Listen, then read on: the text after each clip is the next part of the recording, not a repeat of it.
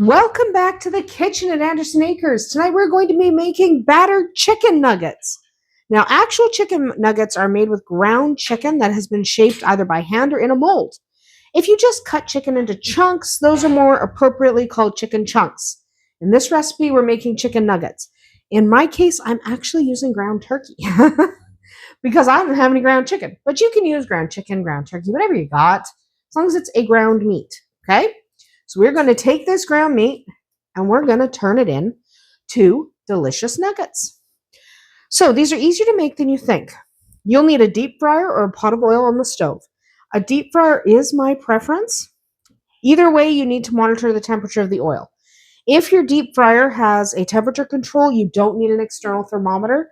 However, if you don't have a deep fryer, or if your deep fryer does not have a thermometer, you will need a deep fry thermometer to make sure your temperatures are okay. You do not want to be too low or your chicken won't cook. So again, you can also make turkey nuggets with this, but you don't have to. Whatever you want to make, you can make. So first, start by taking about a pound of ground chicken and placing it in the bowl. Okay, place that in the bowl. No big deal. To that, we are going to add some ingredients. So first, we're going to add some chili powder. Where is my chili powder? It's over here. So how much of these you add is kind of personal preference, but I'm adding about 2 tablespoons. Okay? I'm going to add about 2 tablespoons of chili powder.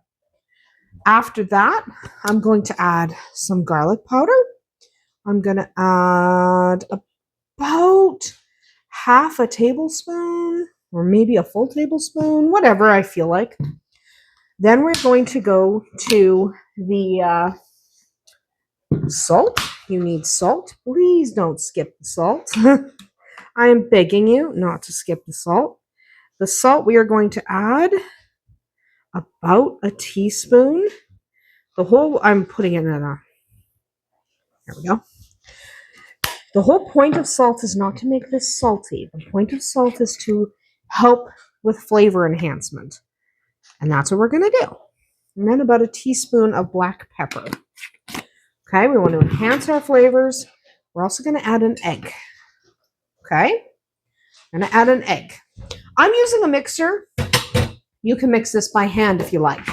So I'm going to, take my spatula out, drop my mixer, and mix on low speed.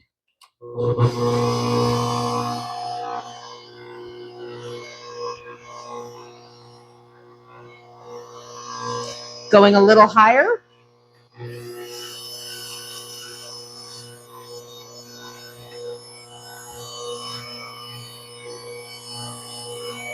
And higher.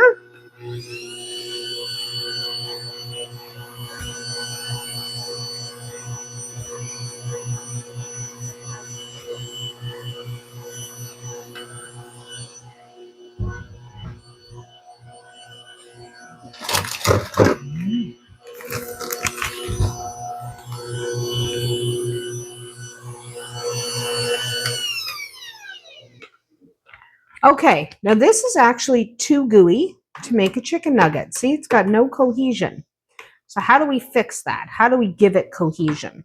We're going to add some breadcrumbs. If your turkey is firmer than mine, maybe you don't need to. But we're going to add some breadcrumbs. Start with about a quarter cup. You can always add more.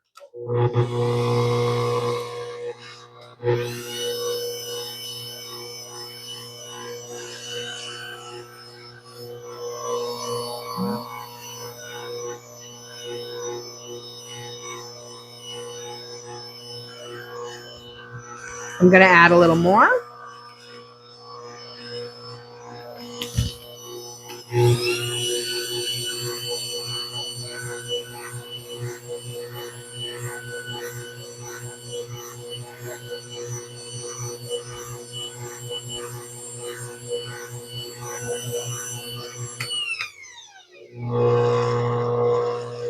And that's looking quite a lot less gooey, right?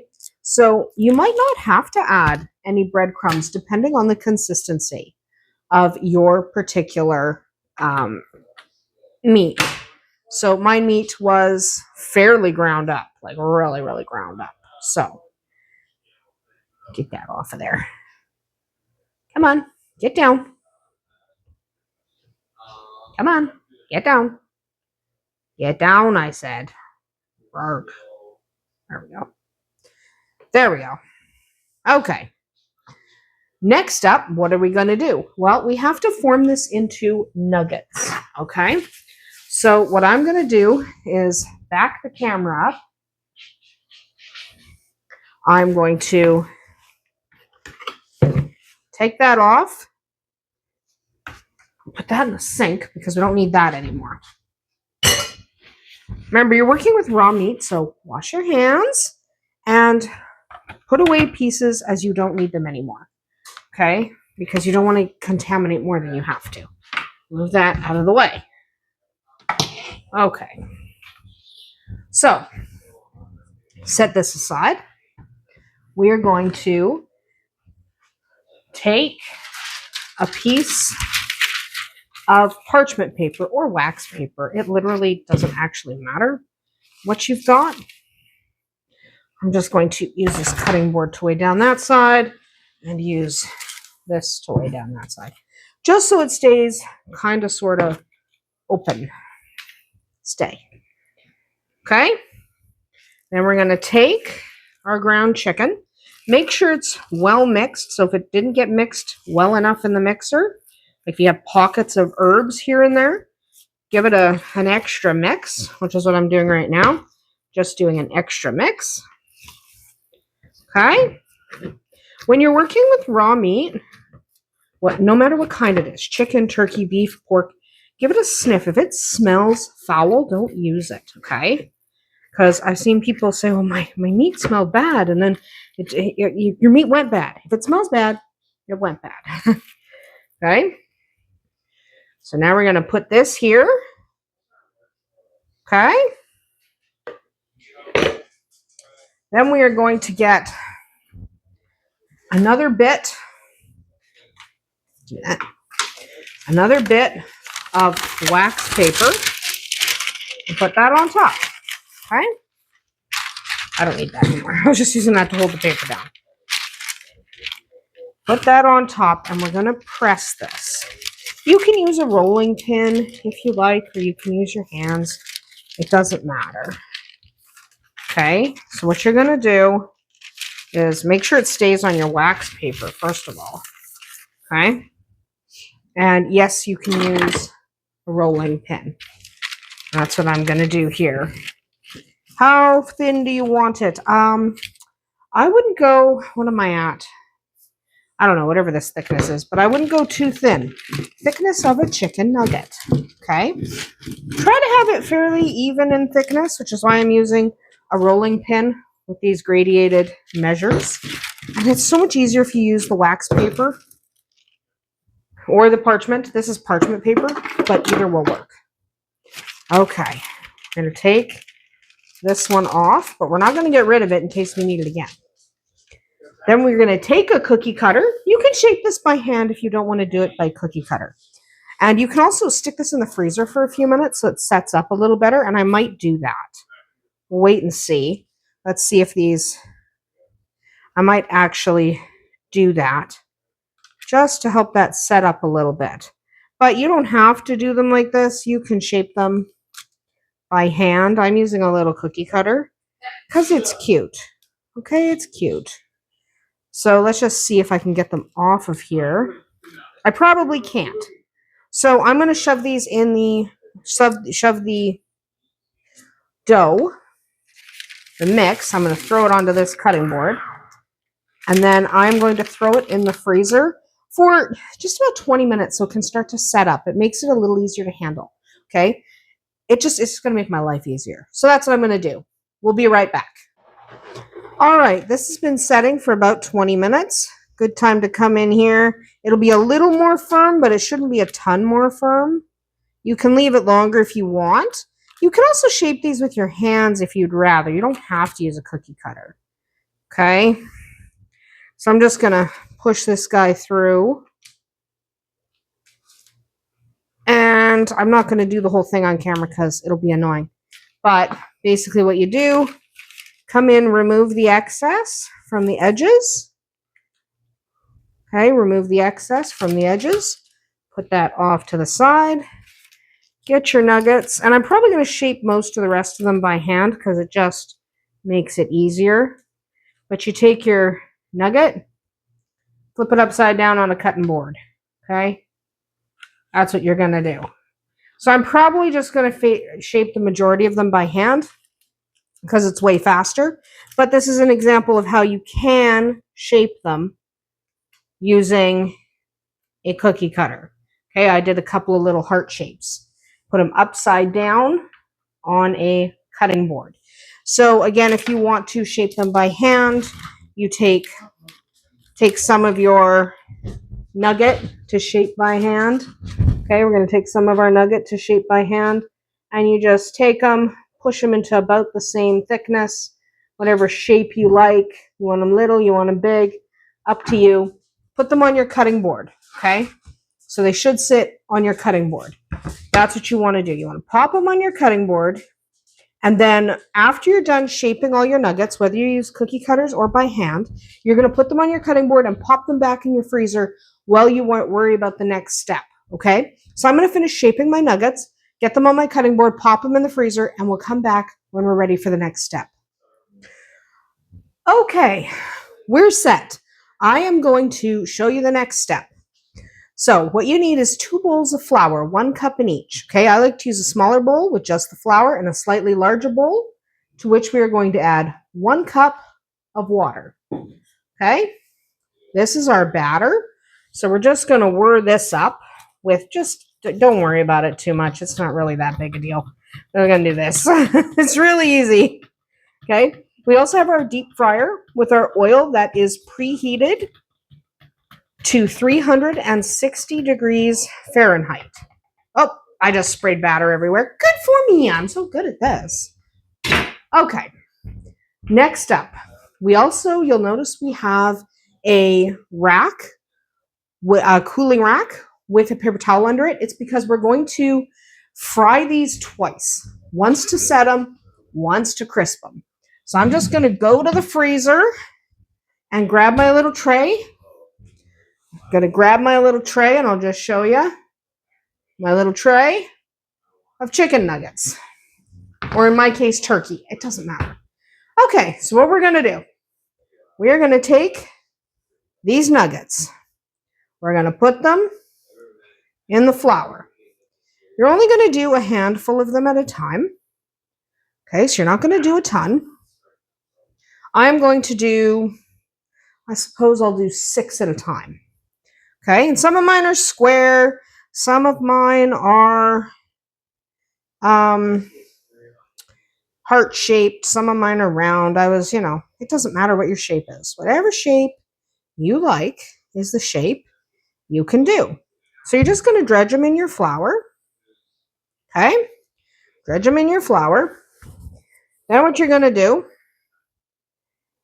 stick them in your batter. And the reason I have a set of tongs beside me is because we're going to want tongs for this next part.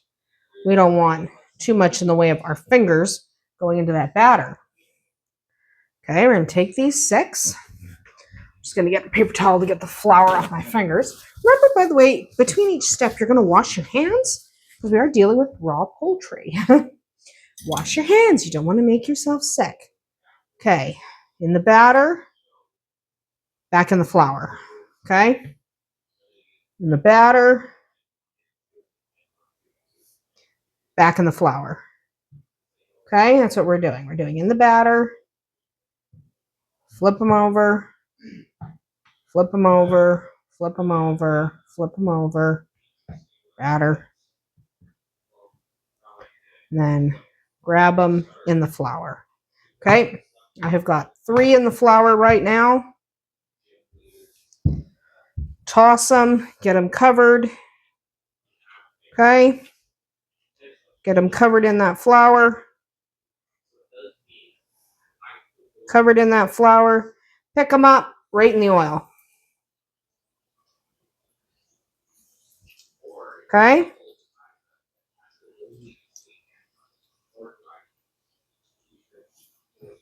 Set a timer for 2 minutes, 2 to 3 minutes. Okay? Timer for 2 to 3 minutes. I have a second pair of tongs here because we want to make sure we are not being weird. Make sure they're freed off the sides. Okay, freed off the sides and bottom.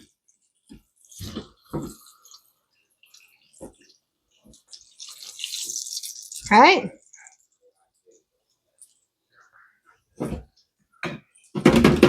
We're only doing a couple at a time in this first fry.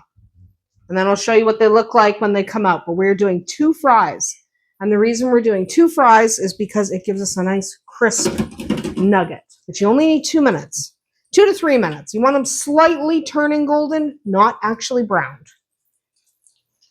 Okay? And in between, I'm sticking my nuggets back in the freezer just so they stay set. Okay?